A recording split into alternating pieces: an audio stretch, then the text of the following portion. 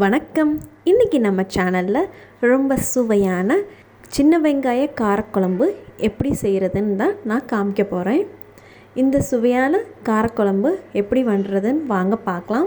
முதல்ல நான் சின்ன வெங்காயம் பூண்டு ரெண்டும் 1 கப் அளவுக்கு எடுத்திருக்கேன். அதை இது மாதிரி சின்ன சின்ன பீஸாக பாதியாக கட் பண்ணி எடுத்து வச்சுக்கோங்க.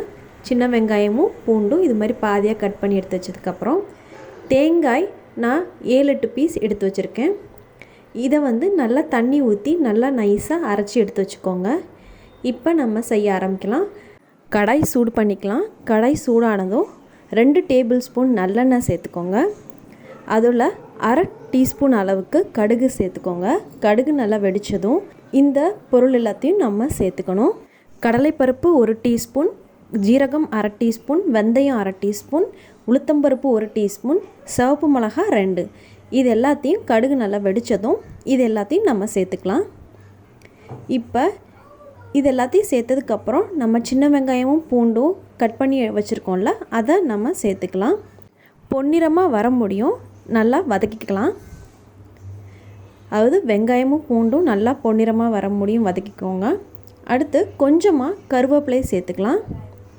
கருவேப்பிலையும் சேர்த்ததுக்கப்புறம் நல்லா மிக்ஸ் பண்ணிவிட்டு நல்லா வதக்கிக்கோங்க. இப்போ நம்ம இதில் சேர்க்க போகிற மசாலாத்தூள் தனியாத்தூளும் மிளகாத்தூளும் 1 டீஸ்பூன், மஞ்சத்தூள் 1/2 டீஸ்பூன், தேவையான அளவு உப்பு, 1/4 டீஸ்பூன் அளவுக்கு பெருங்காயத்தூள். இப்போ இந்த எல்லா பொடியும் நம்ம சேர்த்து நல்லா மிக்ஸ் பண்ணிவிட்டு நல்லா வதக்கிக்கோங்க. இப்போ நம்ம புளி நான் ஒரு சின்ன எலுமிச்சப்பழம் சைஸ் எடுத்திருக்கேன். அதை தண்ணி ஊற்றி நல்லா கரைச்சி எடுத்து வச்சுருக்கேன். இப்போ இதில் நம்ம கடாயில் இந்த புளி தண்ணியை சேர்த்துக்கலாம். இது நல்லா கொதிக்க விடுங்க. இந்த காரக்குழம்பு செய்கிறப்ப நம்ம குழம்பு மிளகாய்த்தூள் இருந்துச்சுன்னா அதையும் சேர்த்துக்கிட்டோன்னா இன்னும் ரொம்ப சுவையாக இருக்கும். இப்போ இதை நம்ம மூடி வச்சு நல்லா பூண்டும் சின்ன வெங்காயம் வேக வைக்கலாம். இப்போ பூண்டும் வெங்காயமும் நல்லா வெந்ததுக்கப்புறம் நம்ம தேங்காய் அரைச்சி வச்சுருக்க தேங்காயை சேர்த்துக்கலாம். இப்போ நம்ம நல்லா கொதிக்க விட்டதுக்கப்புறம் கடைசியாக 1 டீஸ்பூன் அளவுக்கு வெல்லம் சேர்த்துக்கலாம். வெல்லம் சேர்த்ததுக்கப்புறம் ஒரு கொதி வந்ததுக்கப்புறம் நம்ம ஸ்டவ்வை சுவிட்ச் ஆஃப் பண்ணிடலாம்.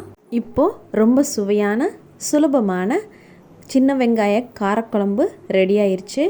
இது சாதத்துக்கும் தோசை இட்லி எல்லாத்துக்குமே ரொம்ப சூப்பரான சைட் டிஷ் ரெசிபியாக இருக்கும். மறக்காமல் இந்த ரெசிபியை ட்ரை பண்ணி பாருங்கள்.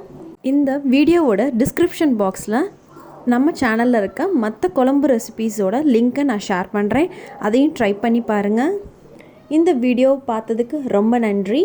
இந்த ரெசிபி பிடிச்சிருந்தால் லைக் பண்ணுங்கள், ஃப்ரெண்ட்ஸ்க்கு ஷேர் பண்ணுங்கள். இது நம்ம சேனலை சப்ஸ்கிரைப் பண்ணாதவங்களா இருந்தால் மறக்காமல் சப்ஸ்கிரைப் பண்ணுங்கள்.